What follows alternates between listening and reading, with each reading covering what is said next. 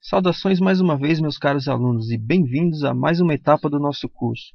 Nessa aula, começaremos um novo capítulo do nosso curso, que é a estruturação de variáveis.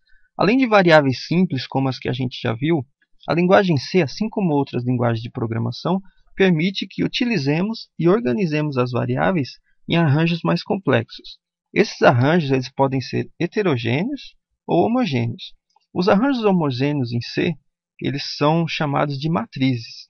Essas, por sua vez, podem ser unidimensionais, no caso também são chamados de vetores, ou multidimensionais. Nessa aula, vamos aprender como trabalhar com as matrizes unidimensionais, que a partir de agora a gente vai chamar simplesmente de vetor, tá certo? Bom, a forma de se fazer a declaração de um vetor é assim: tipo, o nome e o tamanho entre colchetes. Por exemplo, float, notas 10. Então, esse é um vetor chamado notas, que possui espaço suficiente para armazenar 10 números do tipo float. Graficamente, esse vetor pode ser representado assim. É como se esse vetor notas assim fosse esse desenho aí, lá na memória do computador. Todo vetor ele possui índices, que são o quê? Que são esses números aqui, que servem para fazer referência às posições do vetor. Todo vetor começa no índice 0. Importante isso, tá? Todo vetor começa no índice 0. Então, para um vetor de 10 posições como esse, os índices vão de 0 a 9, como vocês estão vendo aí. Para se trabalhar com as posições de um vetor, basta colocar o nome do vetor e a posição entre colchetes. Por exemplo, para a gente atribuir o valor 5,5 à posição 0 do vetor e o valor 19 à posição 6, o que a gente tem que fazer? Basta a gente fazer assim. Notas na posição 0 recebe o valor 5,5 e notas na posição 6 recebe o valor 19. Daí o valor 5,5 vai para a posição 0 e o valor 19 vai para a posição 6. Bem simples, tá certo? Bom, apesar de a gente ter falado pouco até agora, o que a gente precisa saber sobre o vetor basicamente é isso. Tá? Agora falta a gente agregar esse conhecimento que a gente adquiriu agora com os outros que a gente já adquiriu em aulas anteriores. Por isso, vamos analisar um exemplo um pouco mais elaborado para a gente alcançar um patamar mais alto nessa nossa escala de conhecimento. Tá? Vamos ao exemplo. Faça um programa que leia 5 notas de alunos, guarde-as em um vetor, que vai se chamar notas alunos, depois calcule e mostre a média dessas notas. Então, vamos ao que interessa. O enunciado do problema pede para ler 5 notas e guardar em um vetor. Se fosse uma ou duas notas, um ou dois comandos printf e scanf bastariam. Mas como são 5, é bom usarmos uma estrutura de repetição que repita 5 vezes. Tá? Como o problema pede o armazenamento dessas 5 notas no vetor, então a gente tem que criar um vetor de 5 posições. Tá? O programa também pede o cálculo da média. Como a média é igual à soma total dividido pela quantidade total, então a gente vai precisar das variáveis total e QTD, né, que é uma variável para quantidade, que eu chamei de QTD, para guardar o valor total e a quantidade respectivamente. E média para armazenar o resultado do cálculo da média. Tá? Agora vamos entender o funcionamento. A cada iteração desse meu comando for, o que vai acontecer? O programa vai pedir uma nota através desse comando printf, armazenar no vetor através do scanf, acumular, né, na variável total e incrementar a quantidade. Reparem que, para referenciar as posições do vetor, eu utilizo a variável de controle do for. Assim, quando x vale 0, eu armazeno o valor na posição 0 do vetor. Quando é 1, eu armazeno na posição 1. E assim por diante. Tá? Até na posição 4, né, que se o vetor tem 5 posições, ele vai de 0 a 4. Então, até chegar na posição 4, eu vou fazer o meu for e vou armazenar os meus valores que o usuário digitou em cada posição do vetor.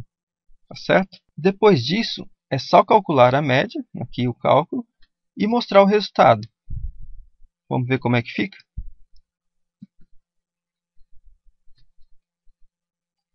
Está lá, né, o que a gente pediu para fazer. Digite a nota. Vou digitar, por exemplo, 1. Como a gente está dentro de um comando de repetição, um comando de iteração, né, que vai repetir 5 vezes, então essa impressão digite nota vai acontecer 5 vezes, tá certo? Então essa é a segunda vez. Vamos digitar 2, por exemplo. Mais uma vez, 3, 4, 5. Executamos o comando for 5 vezes. Então, o que vai acontecer agora? O comando for vai parar de executar, o programa vai calcular a média e me mostrar. Então, vamos ver. Enter. Tá vendo? Ele calculou e mostrou média das notas 3. Tá certo? Agora, pessoal, reparem que no resultado da média das notas eu tenho 3.00. Essa média das notas é uma variável do tipo float. Toda variável do tipo float ela é representada com um ponto. Mesmo que depois do ponto não tenha nada, ela mostra 0 depois do ponto. Então, normalmente, vocês podem reparar na execução dos programas de vocês que depois do ponto aparecem diversos zeros. Agora, como é que foi que eu consegui fazer com que aparecesse apenas 2 zeros depois do ponto? É o seguinte, aqui no comando printf, reparem em média das notas, aí eu tenho porcentagem ponto 2f. É justamente esse ponto 2 que vai formatar a minha saída numérica. Tá? E se eu colocasse simplesmente porcentagem f, que é o que a gente já tinha aprendido a utilizar, ia aparecer 3 ponto vários zeros. Tá? Então, se eu quero que apareça a menor quantidade de casas depois do ponto, então eu coloco ponto, porcentagem, ponto, a quantidade que eu quero que apareça, aqui no caso eu coloquei 2, e depois o f. Tá? Da mesma forma, se eu colocasse porcentagem ponto 1f, o resultado lá ia ser 3.0. Tá certo? Bom, pessoal, agora que já vimos a teoria com exemplo, faltam só os exercícios para tornar o nosso aprendizado mais completo. Então vamos aos exercícios. Questão 1. Continue o programa exemplo dessa aula, esse programa que eu acabei de passar, tá? Da seguinte maneira. Agora peça para o usuário digitar uma nota qualquer e verifique se ela se encontra lá naquele vetor. Se estiver, mostre a posição onde ela foi encontrada. Se não, vocês vão ter que mostrar a mensagem nota não encontrada. Então, o que aquele programa do exemplo anterior fez? Ele recebeu 5 valores e armazenou no vetor e depois mostrou a média. Não é isso?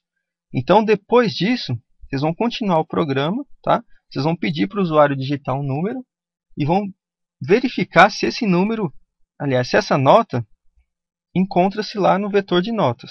Por exemplo, na execução do exemplo anterior, eu digitei as notas 1, 2, 3, 4 e 5. Nesse programa que vocês vão fazer para a questão 1, se eu digitar, por exemplo, o valor 3, o programa vai ter que me mostrar.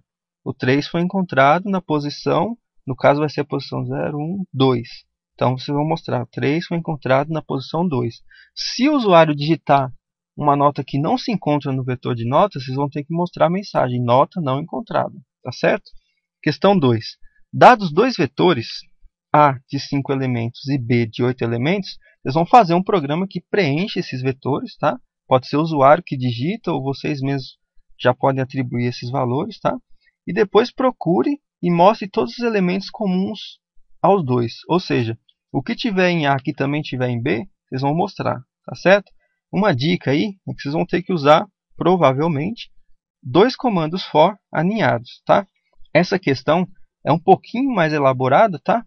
Mas é para quê? Ela serve para estimular ainda mais a produção de conhecimento em vossas mentes. Tá certo? Então, pessoal, a gente fica por aqui. Gostaria de convidá-los para a próxima aula, onde falaremos sobre as matrizes multidimensionais. Até lá!